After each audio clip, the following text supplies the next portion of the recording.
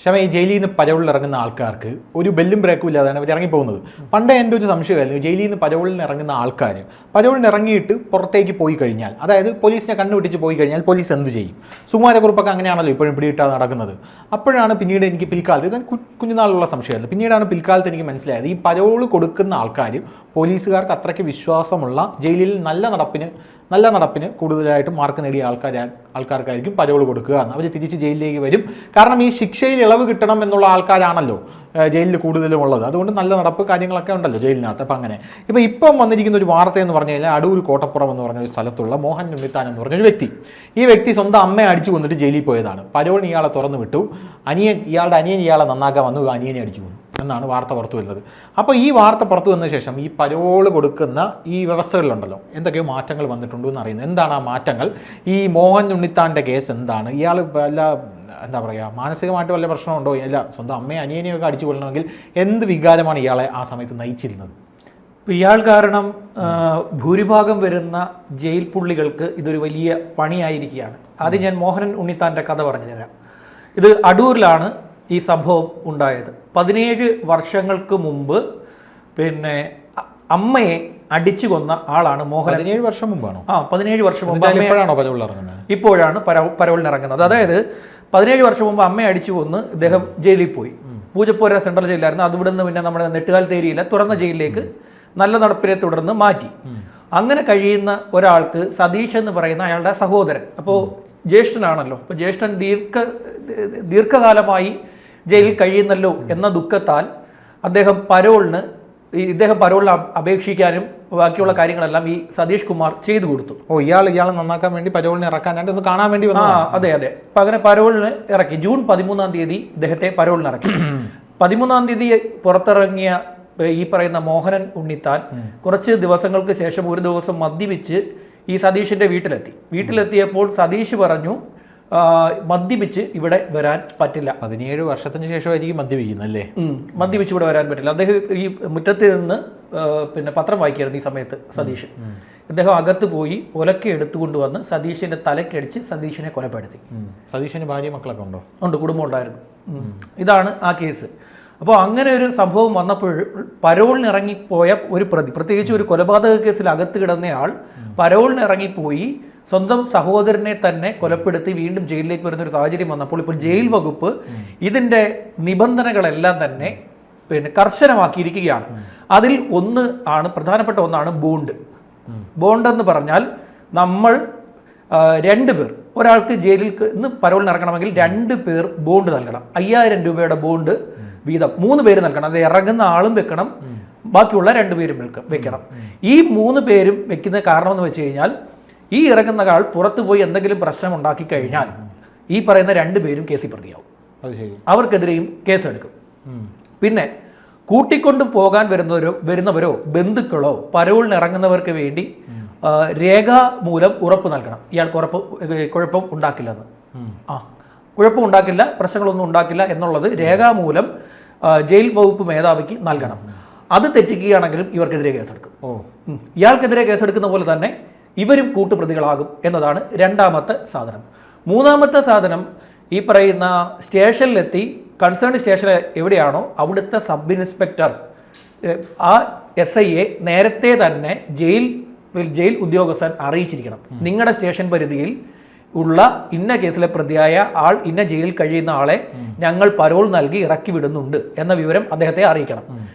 അത് മാത്രമല്ല, ഇദ്ദേഹം ജയിലിൽ നിന്ന് ഇറങ്ങി നേരെ ആദ്യം വീട്ടിൽ പോകാൻ പറ്റില്ല, വീട്ടിലോട്ടൊന്നും ചെല്ലാൻ പറ്റില്ല. ആദ്യം ചെല്ലേണ്ടത് ആ SIയുടെ മുന്നിലാണ്. ആദ്യം ചെന്ന് ആ SIയുടെ മുന്നിൽ ബോധ്യപ്പെടുത്തണം താൻ ഇവിടെ എത്തിയിട്ടുണ്ട്, താൻ എവിടെയാണ് താമസിക്കുന്നത് എന്നുള്ള കാര്യങ്ങളെല്ലാം.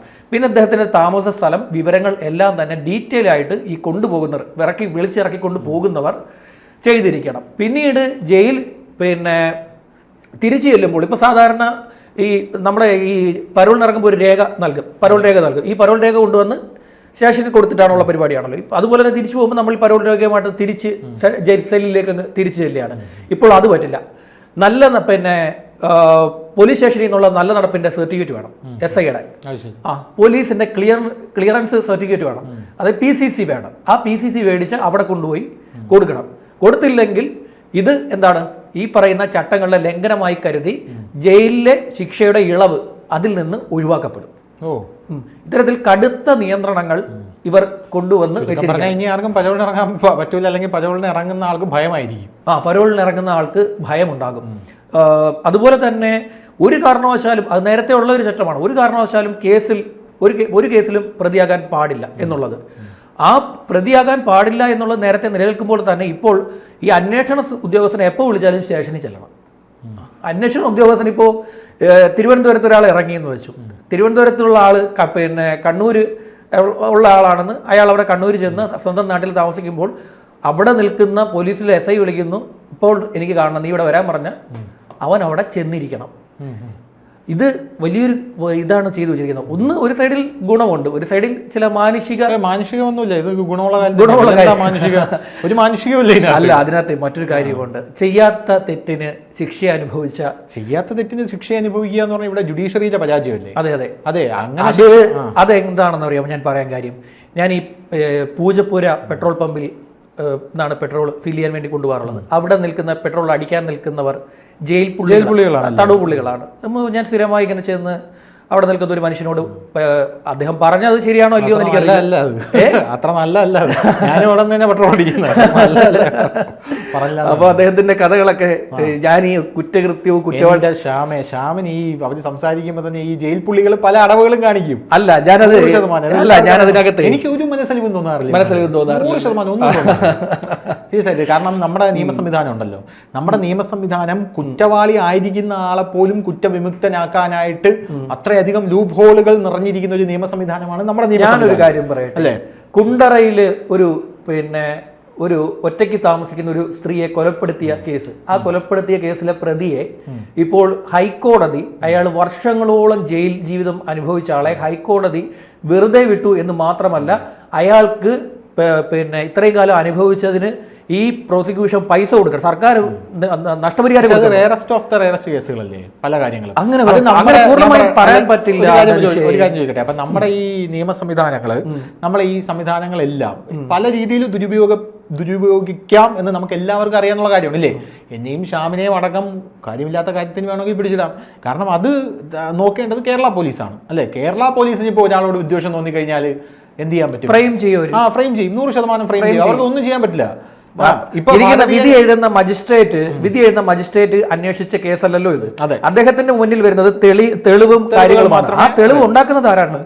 കേരള പോലീസാണ്. ഞാൻ പറയട്ടെ, ഈ നമ്മുടെ ജീവിതം സത്യം പറഞ്ഞിരിക്കുന്ന ആരുടെ കയ്യിലാണ്? കേരള പോലീസിൽ ഏറ്റവും താഴെ തട്ടിലിരിക്കുന്ന റൈറ്ററുടെ കയ്യിലാണ് നമ്മുടെ ജീവിതം. അതെ അതെ, എങ്ങനെ എഴുതുന്നു എന്നുള്ളതാണ്. പിന്നെ 100% ഞാൻ വക്കീലിനോടൊക്കെ, ഞാൻ വക്കീലന്മാരോടൊക്കെ പല കേസുകൾക്കും ഇതുപോലുള്ള കേസുകളൊക്കെ വരുമ്പോൾ ഞാൻ പല വക്കീലന്മാരും വിളിച്ച് സംസാരിക്കാറുണ്ട്. ഇത് എങ്ങനെയാണ് ഇതിന്റെ സെറ്റപ്പും കാര്യങ്ങളൊക്കെ? അവർ പറയുന്ന കാര്യങ്ങൾ ഞെട്ടിപ്പോവും. അവർ പറയുന്നത് റൈറ്റർക്ക് കുറച്ച് പൈസ കൊടുത്ത് കാണും, അതുകൊണ്ടായിരിക്കും അയാൾ ലൂപ്പ് ഹോൾ ഇട്ട് എഴുതിയത് എന്ന് പറയും. റൈറ്റർക്ക് പൈസ കൊടുക്കാത്ത കേസിൽ അയാൾ എഴുതി കയറ്റി കൊടുക്കും. അത് അവിടുത്തെ തലമുതിർന്ന പോലീസ് ഉദ്യോഗസ്ഥനായിരിക്കും ഈ പറയുന്ന റൈറ്ററായിട്ട് ഇരിക്കുന്നത്. ഇയാളുടെ കയ്യിൽ നല്ല ഐഡിയാസ് ഉണ്ടായിരിക്കും. ഒരുത്തരിട്ട് പണി കൊടുക്കാൻ നിയമം കൊണ്ട് കളിക്കുന്നവരാണ് അവർ. എന്നാ പക്ഷെ ഇവർ ചിലർ ഒട്ടും പാലിക്കത്തുമില്ല കേട്ടോ. ഞാൻ ഒരു ദിവസം എൻ്റെ ഒരു സുഹൃത്തിന്റെ 2 വീലറിൽ കയറി, പുറകുവശത്ത് ഞാൻ റോഡിൽ നിന്നപ്പോൾ ഇങ്ങനെ അദ്ദേഹം വന്നു. അദ്ദേഹത്തിന് ഹെൽമെറ്റ് ഉണ്ട്, എനിക്ക് ഹെൽമെറ്റും ഇല്ല. ഞാൻ നിയമപ്രകാരം തെറ്റാണ്. ഞാൻ അന്നേരം ഇതിൽ കയറി ബൈക്കിൽ ഇങ്ങനെ പോയപ്പോഴത്തേക്ക് ഒരു പോലീസ് ജീപ്പ് സൈഡിൽ നിർത്തിയിട്ടിരിക്കുന്നു. അവിടെ ഒരു പോലീസ് ഉദ്യോഗസ്ഥൻ ചായ കുടിച്ചുകൊണ്ടിരിക്കുകയാണ്. അദ്ദേഹം ഈ ബോണറ്റിൽ ചായ വെച്ചിട്ടുണ്ട്. അദ്ദേഹം പെട്ടെന്ന് തന്നെ ഞാൻ പുറകിൽ ഹെൽമെറ്റ് ഇല്ലല്ലോ എന്നുള്ള രീതിയിൽ ഫോട്ടോ എടുത്തു. അപ്പൊ അല്ലല്ല, അയ്യോ, അത് ഞാൻ അങ്ങനെ കയറിയതാണ്. അപ്പോൾ ഞാൻ എന്ത് ചെയ്യുന്നു വെച്ച് കഴിഞ്ഞാൽ, ഞാൻ ഈ പോലീസുകാരെ ഇങ്ങനെ ശ്രദ്ധിക്കാറുണ്ട്. അപ്പോൾ ഈ ഉദ്യോഗസ്ഥൻ സ്ഥിരമായി ഹെൽമെറ്റ് ഇല്ലാതെ വീട്ടിൽ യൂണിഫോം ഇല്ലാതെ പോകുന്നത് കൊണ്ട് ഇദ്ദേഹത്തിനെ പോലീസുകാരനാണെന്ന് മനസ്സിലാവില്ല. ഞാൻ ഇദ്ദേഹത്തിന് പലതവണയും ഈ ഹെൽമെറ്റ് ഇല്ലാതെ പോകുന്നത് കാണുകയും ഒരു തവണ ഞാൻ ഇത് വീഡിയോ എടുത്ത് വെക്കുകയും ചെയ്തിട്ടുണ്ടായിരുന്നു. അപ്പോൾ ഇദ്ദേഹം എൻ്റെ ഫോട്ടോ എടുത്ത സ്ഥിതിക്ക് എനിക്ക് ഇദ്ദേഹത്തിൻ്റെ നമ്പർ പറയാം. ഞാൻ ഇദ്ദേഹത്തിന് ഈ വീഡിയോ എടുത്ത് വാട്സപ്പിൽ അങ്ങോട്ട് അയച്ചു കൊടുക്കും. തിരിച്ചങ്ങോട്ടും ഈ കാര്യം നിങ്ങൾ ചെയ്യുന്നുണ്ട് എന്നുള്ള, നമ്മൾ വരട്ടാനൊന്നുമല്ല. ഞാൻ പറയട്ടെ, പോലീസുകാർക്ക് ഒരുപാട് പ്രിവിലേജുകൾ ഉണ്ട്. ഞാൻ പറയട്ടെ, ഈ CIമാർക്ക് ഭയമുള്ള കോൺസ്റ്റബിൾമാരുണ്ട്, അല്ലേ? അറിയാമല്ലോ. പിന്നെ ഞാൻ പോലീസ് സ്റ്റേഷനിലൊക്കെ പല പോലീസുകാരന്മാരെയും വലിയ എന്താണ് കാതിൽ മറ്റേ ചന്ദനം ഇട്ട് കഴുത്തിൽ വലിയ മാർവാടി ടൈപ്പ് മാലയൊക്കെ ഇട്ട് കയ്യിൽ ഇടിവളയൊക്കെ ഇട്ട് അങ്ങോട്ടും ഇങ്ങോട്ടും നെറ്റിയിൽ മറ്റേ ഇതുണ്ടല്ലോ വലിയ കുറിയൊക്കെ ഇട്ട് അങ്ങോട്ടും ഇങ്ങോട്ടും ഒക്കെ നടക്കുന്ന കാണാം, നല്ല മീശയൊക്കെ പിടിപ്പിച്ച്. ഞാൻ വിചാരിക്കും ഇവരെന്താ യൂണിഫോം ഇടാത്ത, അന്വേഷിക്കുമ്പോൾ മനസ്സിലാവും ഈ പോലീസുകാരന് അസോസിയേഷനിലുള്ള ആളാ, ഒന്നും പറയാൻ പറ്റില്ല. അസോസിയേഷനിലുള്ള പോലീസുകാരനാണെങ്കിൽ നമുക്കൊന്നും പറയാം, അവിടുത്തെ കോൺസ്റ്റബിൾ ആയിരിക്കും, CA വരെ ഭയഭക്തി ബഹുമാനത്തോടെ വിളിക്കുന്നത്. അത് അതിന്റെ ഒരു പ്രത്യേകത അറിയാമോ? ഒരു SHOയുടെ വണ്ടി, SHOയുടെ ജീപ്പ്, SHOയുടെ ജീപ്പിൽ ഫ്രണ്ടിൽ ഇരുന്ന് പോകുന്ന കണ്ടിട്ടുണ്ടോ? SHO ഇല്ലാതെ വേറെ ആരും ഇരിക്കാറില്ല. ഈ അസോസിയേഷൻകാരന്മാർ ഇരുന്ന് പോകും. അതെ അതെ, അതും ഇത് യൂണിഫോം ഇല്ലാതെ കണ്ടു കഴിഞ്ഞാൽ നമ്മൾ വിചാരിക്കും CA ആണ്. CA അല്ല, SHO അല്ല, യുവമാര് കയറി ഇരുന്ന് പോകും. ഇവർ സ്റ്റേഷനിൽ യൂണിഫോം ഇടില്ലെന്ന് ഈ അസോസിയേഷൻകാർ. അതാ പറയുന്നത്, നമ്മുടെ ഈ നിയമത്തിന്റെ മുഴുവൻ കാര്യങ്ങളും ഒരു പോലീസിന്റെ റൈറ്ററുടെ കയ്യിലാണ് ഇരിക്കുന്നത്. അയാൾക്ക് കുറച്ച് പൈസ കൊടുത്തു കഴിഞ്ഞാൽ, അപ്പൊ ഞാൻ ആ വക്കീലിനോട് ചോദിക്കുന്നുണ്ട് എന്ത് തരം നിയമവ്യവസ്ഥയാണ് ഇതെന്ന്. അപ്പൊ പുള്ളി പറയുന്നത് ദിസ് ഈസ് ദ ജുഡീഷ്യറി, നമുക്ക് അതിനകത്തൂടെ മൂവ് ചെയ്യുക എന്നുള്ളതല്ലാതെ വേറെ മാർഗ്ഗമില്ല. അപ്പോൾ അയാൾ ലൂപ്പ് ഹോൾ ഇട്ട് എഴുതി തരും. ഇന്ന് ഇനി അയാൾക്കൊന്നും കൊടുത്തില്ലെങ്കിൽ അയാൾ ലൂപ്പ് ഹോൾ ഇടാതെ എഴുതി തരും. ഞാൻ ഈ പൂജപ്പുരയിൽ ആ പമ്പിൽ കണ്ട അദ്ദേഹം, ഞാൻ ആ പേര് പറഞ്ഞാൽ ശരിയാവില്ല, പോലീസ് തല്ലി കിടക്കുന്ന ആളാണല്ലോ. അപ്പോൾ അദ്ദേഹത്തിനെ ഫ്രെയിം ചെയ്തതാണെന്ന് അദ്ദേഹത്തിനോട് പറഞ്ഞു. ഫ്രെയിം ചെയ്തതാണ് അദ്ദേഹം. അധികം നേരം നമ്മൾ അവിടെ സംസാരിക്കാൻ സമ്മതിക്കില്ല അവർ, അധികം നേരമല്ല. ഞാൻ പല ദിവസം പെട്രോളിൽ ഞാൻ അവിടെ പമ്പിൽ പെട്രോൾ അടിക്കാൻ കയറുമ്പോൾ ഞാൻ വിചാരിക്കും ഇവർ പെട്ടെന്ന് ഞാൻ ഓടിക്കളഞ്ഞാൽ എന്ത് ചെയ്യും പോലീസ്. പിന്നീടാണ് നമ്മളെ പുറത്തിറങ്ങിയിട്ട് അവരെ ഒന്ന് വാച്ച് ചെയ്യുമ്പോൾ, ഞാൻ ശ്രദ്ധിച്ചിട്ടുണ്ടോ, 4 സൈഡും പോലീസ് റൗണ്ട് അടിച്ച് നിൽക്കുകയാണ്. ആണോ? 4 സൈഡ് പോലീസ് ഇപ്പോൾ ഉണ്ട്. പിന്നെ നമ്മൾ അവിടെ നിർത്തി, വാഹനം നിർത്തി, നമ്മൾ അതിനുള്ളിലാണ് സാധാരണ പമ്പിൽ ശ്രദ്ധിച്ചിട്ടുണ്ടോ, വെള്ളം വെളിയിലാണ് കൊണ്ടുവച്ചിരിക്കുന്നത്, ഫിൽറ്റർ ചെയ്തിട്ടുള്ള വാട്ടർ.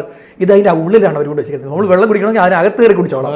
പുറത്ത് വെച്ച് ആ സൈഡിലേക്ക് പോയി വെള്ളം കുടിക്കാനൊന്നും അവർ സമ്മതിക്കില്ല. അവിടെ അതൊരു സെല്ല് തന്നെ, അതിനകത്താണെങ്കിലും. ഞാൻ പല ദിവസവും ആയിട്ടാണ് അദ്ദേഹത്തിന്റെ കഥകൾ കേട്ടത്. അദ്ദേഹം ഈ ഓണത്തിന് പുറത്തിറങ്ങി പോവുകയാണെന്ന് പറഞ്ഞു. അദ്ദേഹത്തെ ഒരു പോലീസുകാരൻ ഫ്രെയിം ചെയ്ത് ഇത്തരത്തിൽ കുടുക്കുകയാണ്. അപ്പം എനിക്ക് അങ്ങനെയുള്ള കുറച്ച് കേസുകൾ, അല്ലാതെ തന്നെ പല കേസുകളുടെയും ഈ വിധി വരുമ്പോൾ നമുക്ക് ചില നിരപരാധികൾ ഇതിനകത്തുള്ളിൽ കിടപ്പുണ്ടല്ലോ എന്ന് വരും. ഇപ്പോൾ 568 പേരാണ് ഈ ജൂൺ മാസത്തിൽ കൂട്ടത്തോടെ പരോൾ കൊടുത്ത് ഇറങ്ങിയത്. അപ്പോൾ ജയിൽ വകുപ്പ് മേധാവി ഇത് നോക്കി, ഇത്ര വ്യാപകമായി തുറന്നു വിടുന്നത് ശരിയല്ലല്ലോ എന്ന് നോക്കി. മാത്രമല്ല, ഇവരെ ആരെങ്കിലും പുറത്തു പോയി ഒരു ക്രൈം ചെയ്യുകയാണെങ്കിൽ എൻ്റെ പോലീസിനും 568 പേരൊക്കെ പുറത്തിറങ്ങുക എന്ന് പറയുന്നത് ഒരു വലിയ ക്രിമിനൽ സംഘം തന്നെ പുറത്തോട്ടിറങ്ങുകയാണ്. 568 പേര് ഇവിടുത്തെ എല്ലാ ജയിലുകളിൽ നിന്ന് ഇറങ്ങി. എല്ലാ ജയിലുകളും ഈ 568 പേരിൽ ക്രൈം ചെയ്യില്ല എന്ന് തോന്നുന്നുണ്ടോ പുറത്തിറങ്ങുന്ന ആൾക്കാർ? അത് പറയാം, 100% ചെയ്യും. പിന്നെ അതൊന്നും പറയാൻ പറ്റില്ല. ക്രിമിനൽ ആയിട്ടുള്ള ഒരാൾ, അത് ഒരു തത്വമുണ്ട് ക്രൈമിന്.